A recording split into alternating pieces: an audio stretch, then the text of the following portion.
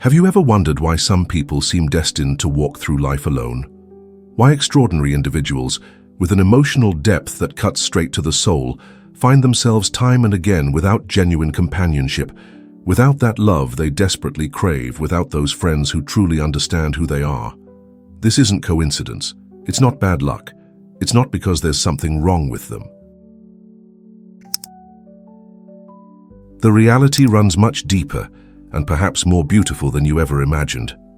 The renowned transpersonal psychologist Roberto Assagioli, who passed away in 1974, dedicated much of his life to studying what he called advanced souls.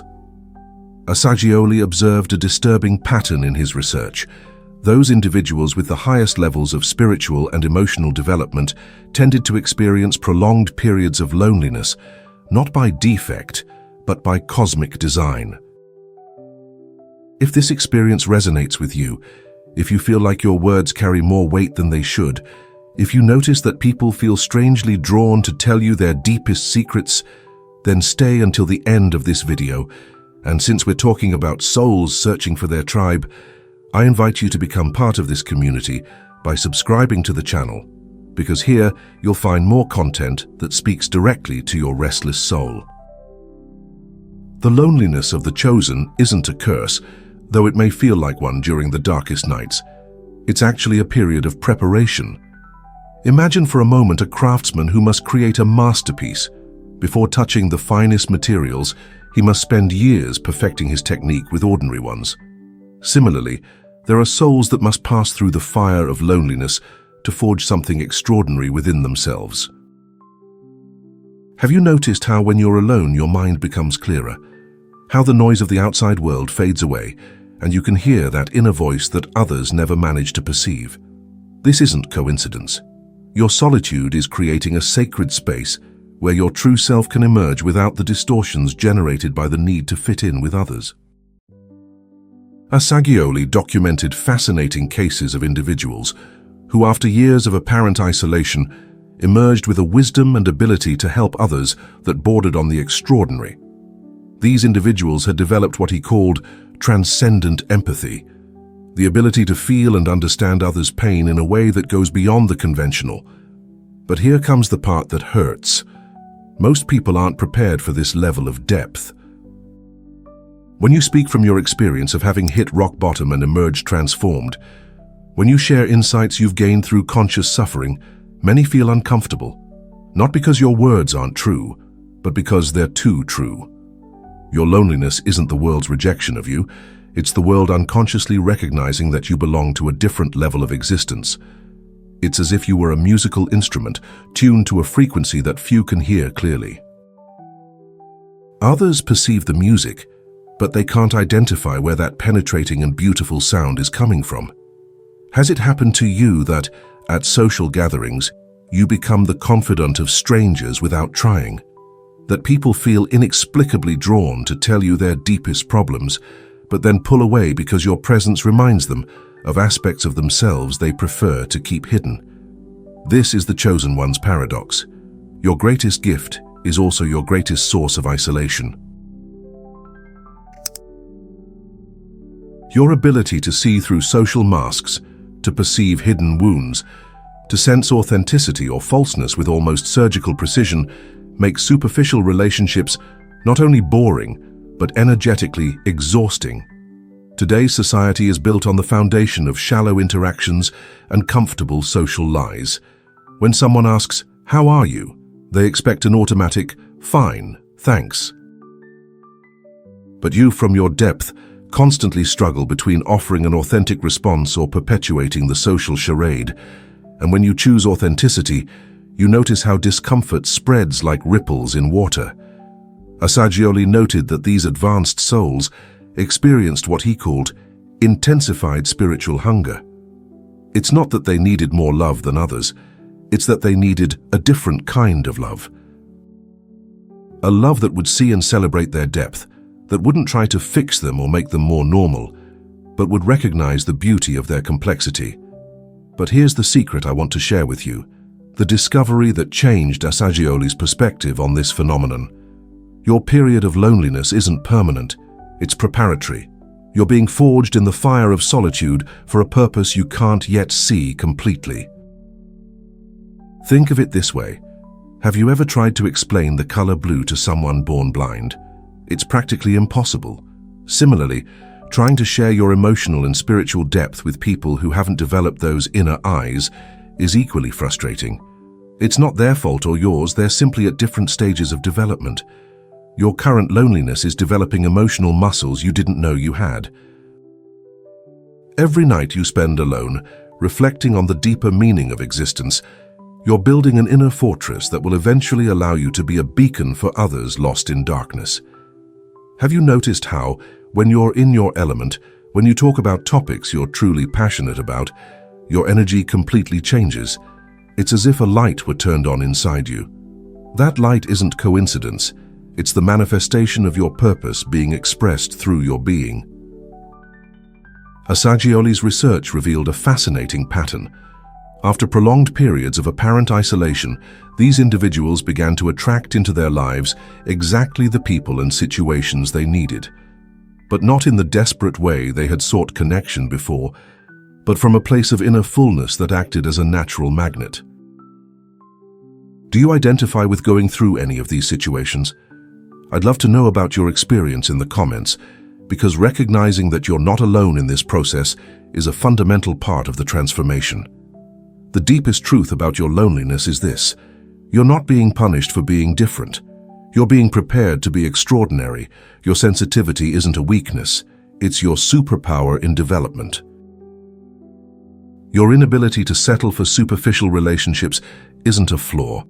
It's your soul rejecting everything that doesn't measure up to your inner truth. Every empty conversation you avoid, every social party you prefer not to attend, every moment you choose your own company over that of people who don't understand you, you're making a sacred decision. You're choosing quality over quantity, depth over surface. Assagioli observed that individuals who went through these periods of conscious solitude developed what he called spiritual magnetism. It wasn't that they became more physically or socially attractive, it was that they began to radiate such pure authenticity that they automatically attracted the right people into their lives. But here comes the crucial part: this process can't be forced. You can't accelerate your inner development by trying to appear deep or pretending to be okay with your loneliness if it still hurts. Genuine transformation requires that you honor exactly where you are right now, including the pain, frustration, and sense of not belonging. Your soul chose this experience before you were born. It chose the intensity, the depth, the ability to feel so much that sometimes it hurts to breathe. And it also chose the strength necessary to endure all this while becoming who you really are. The chosen one's loneliness isn't a life sentence. It's an initiation. Every day you spend with yourself, learning to love yourself without needing external validation, you're building the foundation upon which an extraordinary life will be built. Have you noticed how, in your moments of greatest clarity, you feel a deep connection with something greater than yourself? That's not your imagination. It's your soul recognizing its true purpose. Your period of isolation is connecting you with a source of wisdom that isn't available to those who constantly seek distraction in others' company. Assagioli discovered that the individuals who had suffered most from their loneliness were also those who developed the greatest capacity to heal others' suffering. Your current pain is becoming your future medicine. Every tear you've shed in silence is washing parts of you that needed to be purified. Society has made you believe that being alone is a failure, that needing time with yourself is antisocial, that preferring one deep conversation with one person over shallow chats with 100 is being pretentious. But what if all of that was a lie, designed to keep you small? Your need for authenticity isn't a luxury, it's a vital necessity. Your inability to fake interest in empty conversations isn't arrogance, it's integrity. Your preference for solitude over inauthentic company isn't antisocial, it's wisdom. The hidden gift of your loneliness is that it's teaching you to be complete by yourself. When you finally find your tribe, those souls who vibrate at your same frequency, You won't arrive from lack but from abundance. You won't seek to be completed, but to share the completeness you've already developed. This transformation doesn't happen overnight. It's a gradual process where every day you choose to honor your depth over social conformity. Every moment you remain true to your inner truth despite external misunderstanding. You're weaving the tapestry of an authentic life. Assagioli documented that the moment of transition for these individuals came when they stopped fighting against their nature and began to embrace it completely, when they stopped apologizing for their intensity and started celebrating it. When they stopped trying to fit in and began creating spaces where others like them could flourish. Your current loneliness is the silence before the symphony. It's the blank space before the masterpiece. It's the darkness just before the most beautiful dawn of your life. But to get there, you must fully traverse where you are now without shortcuts, without pretending it doesn't hurt when it does. The truth is that your soul is too big for small relationships, too deep for superficial conversations, too authentic for friendships based on convenience. And while this means periods of loneliness, it also means that when you find your people, when you connect with souls who can hold your depth, those connections will be of a quality that most people will never experience. You're not alone because something's wrong with you. You're alone because something's extraordinarily right with you. Your soul refuses to settle for less than what you deserve, and that includes the relationships you allow into your life. Every day you remain true to your inner truth, despite social pressure to conform. You're sending a signal to the universe that you're ready for the authentic. You're preparing the ground for connections that will nourish your soul instead of draining your energy. There's an even deeper dimension to this experience that Assagioli discovered in his final years of research. The chosen don't just experience loneliness in their human relationships, but also a strange sense of nostalgia for something they never consciously lived. It's as if your soul remembered a home you've never been to, a connection you lost before being born. This nostalgia isn't meaningless melancholy. It's your spirit recognizing that you belong to something greater, something that transcends the limitations of ordinary human experience. Your loneliness on this physical plane is the echo of a deeper connection your soul maintains with dimensions of existence that the conscious mind can barely intuit. Have you ever felt like you're living a borrowed life? That there's a version of yourself that exists somewhere parallel, living the life that truly belongs to you? This sensation isn't delusion, it's your soul recognizing its true potential, its true nature. The chosen function as translators between worlds. Your extreme sensitivity, your ability to perceive what others don't see, your skill at feeling others' emotions as your own, all this makes you a kind of receiving antenna for frequencies that most people don't even know exist. That's why crowds exhaust you. It's not that you're antisocial, it's that your nervous system is constantly processing information that others don't even perceive. Each social interaction for you is like being in a room full of radios, tuned to different stations, all playing at the same time. Your brain is working triple time to filter and process all that emotional and energetic information.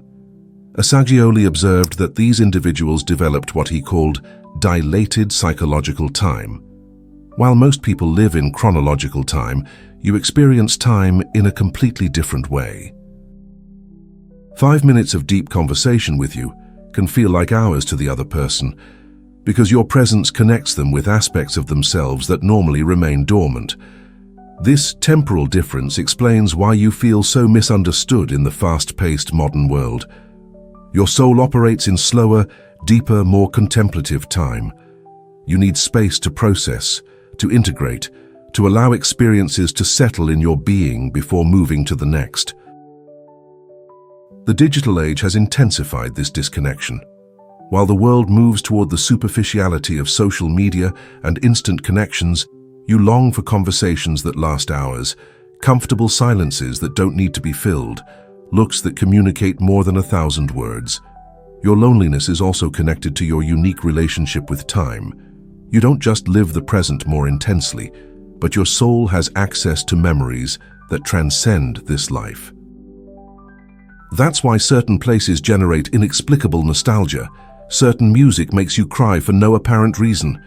Certain faces seem familiar, though you've never seen them. This extended memory is both a gift and a burden. It allows you to access ancestral wisdom, understandings that go beyond your personal experience, but it also makes you feel like a foreigner in your own era. It's as if you were a time traveler, trapped in a present that doesn't quite fit you. The chosen also experience what Assagioli called cosmic responsibility. It's not that you consciously choose to carry the weight of the world, but your energetic system is naturally designed to absorb and transform collective pain. That's why you feel so affected by injustices, by others' suffering, by generalized insensitivity.